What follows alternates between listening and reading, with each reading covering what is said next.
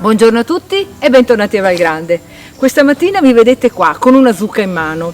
A dire il vero, io questa mattina avrei voluto presentarmi a voi anche con la scopa, ma qualcuno mi ha detto: ma no, in fondo assomiglieresti troppo ad una strega, anche se in realtà io un po' strega mi sento, perché vi sto parlando di zucche, che saranno le protagoniste della nostra terza serata, che è l'appuntamento di chiusura con l'evento chiamato Sapori d'autunno.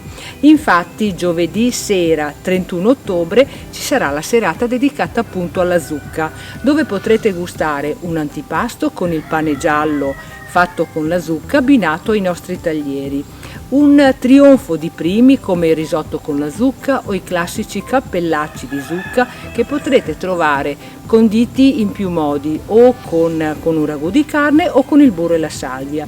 Il secondo piatto sarà un'arista al forno con verze e cubetti di zucca, e per chiudere la nostra serata in bellezza ho pensato di proporvi uno strudel con zucca ed amaretti.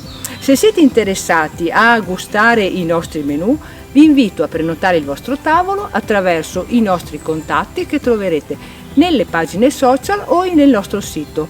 Vi aspetto per l'ultimo appuntamento dedicato a Sapori d'autunno. Ciao!